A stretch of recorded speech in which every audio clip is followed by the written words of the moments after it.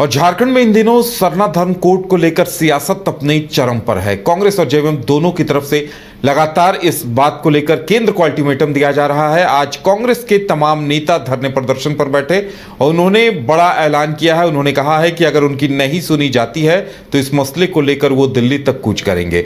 ज्यादा जानकारी के लिए इस वक्त हमारे साथ करिश्मा है। करिश्मा, कांग्रेस के कई विधायक और कई आला नेता इस कार्यक्रम में मौजूद थे। देखिए पहले जेवीएम ने और उसके बाद कांग्रेस ने इस पर एक जोरदार आंदोलन प्रदर्शन शुरू किया है। क्या कुछ कहा गया कांग्रेस के नेताओं की तरफ से? जो देखिए, आज कांग्रेस की ओर से रणनीति जो है वो बनाई गई थी कि आज तमाम जो कांग्रेसी नेता है वो एकत्रित होंगे राजभवन के समक्ष और सरना धर्म कोड का जो मुद्दा है एक बार फिर से उठाएंगे। आपको याद होगा उदय, जब 2019 में राज्य में हेमंत सोरेन की सरकार बनी थी तो ठीक कह सकते हैं कि कुछ महीनों के बाद सरना धर्म कोड का जो विधायक है उसे विशेष विधानसभा सत्र आहूत कर इस विधायक को राजभवन भेजा गया था और राजभवन के माध्यम से केंद्र सरकार को भेजा गया था। लेकिन 4 से 5 साल हो गए, अब तक इस दिशा में पहल नहीं की गई है, जिस वजह से कांग्रेस का कहना है कि भारतीय जनता पार्टी की मंशा ही नहीं है कि आदिवासियों को उनका हक और अधिकार मिल सके।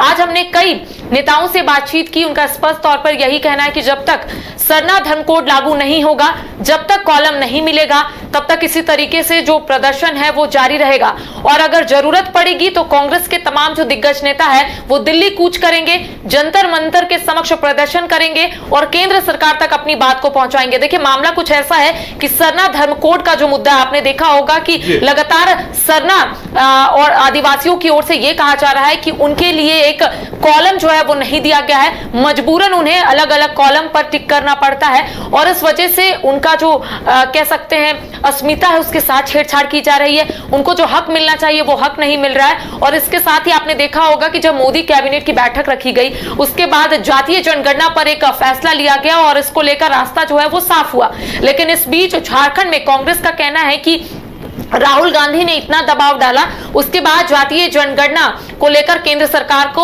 उनके समक्ष झुकना पड़ा। लेकिन झारखंड के परिप्रेक्ष्य में उनका कहना है कि पहले सरना धर्म कोड लागू होना चाहिए, उसके बाद जातीय जनगणना हो तो ज्यादा अच्छा होगा। लेकिन इस बीच झारखंड के पूर्व मुख्यमंत्री चंपई सोरेन ने जो डिलिस्टिंग को लेकर ऐलान किया है, उनका कहना है कि उलगुलान होगा। 30 जून से इसकी शुरुआत जो है भोगनाडीह से वो करेंगे।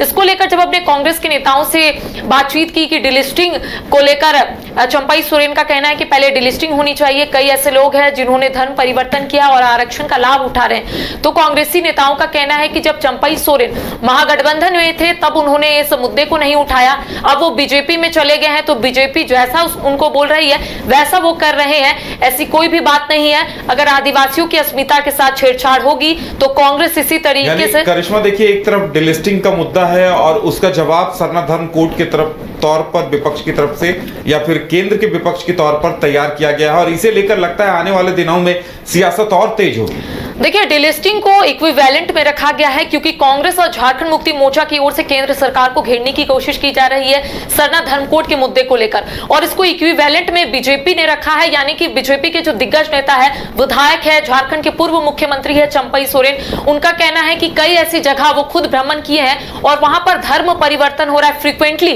जो डेमोग्राफी है वो बदल रही है। तो ऐसे में उनका कहना है कि कई ऐसे लोग हैं जिन्होंने धर्म परिवर्तन किया है, ईसाई धर्म को उन्होंने अपनाया है लेकिन आरक्षण का लाभ ले रहे हैं। उनका कहना है कि ईसाई कोई जाति नहीं होती है, लेकिन यहाँ पर अगर वो आरक्षण का लाभ लेंगे तो ऐसे में ये बिल्कुल बर्दाश्त से बाहर है, जिस वजह से वो भोगनाडीह से डिलिस्टिंग को लेकर एक जो यात्रा है वो शुरू करेंगे। यानी कि एक प्रदर्शन जो है वो उनकी तरफ से देखने को मिलेगा। साथ ही साथ उनका कहना है कि अगर डिलिस्टिंग पहले नहीं होता और सरना धर्म कोड का मुद्दा जो है जिस तरीके से कांग्रेस और झारखंड मुक्ति मोर्चा उठा रहा है तो ऐसे में जिनको हक मिलना चाहिए, जिनको अधिकार मिलना चाहिए, उन्हें नहीं मिलेगा। जिस वजह से उनका कहना है कि पहले डिलिस्टिंग होना चाहिए। जिन लोगों ने धर्म परिवर्तन किया है और आरक्षण का लाभ ले रहे हैं, पहले उन्हें आरक्षण का लाभ नहीं मिले और उसके बाद अगर सरना धर्म कोड लागू हो तो ज्यादा बेहतर होगा राज्य के लिए। चलिए करिश्मा, हमारे साथ जुड़ने के लिए और तमाम जानकारी देने के लिए आपका बहुत बहुत धन्यवाद। तो आप देखने वाली बात यह होगी कि सरना धर्म कोड पर जिस तरह से सियासत हो रही है उसका असर क्या कुछ दिखाई देता है और इस पर केंद्र की ओर से, बीजेपी की ओर से क्या कुछ रिएक्शन आता है।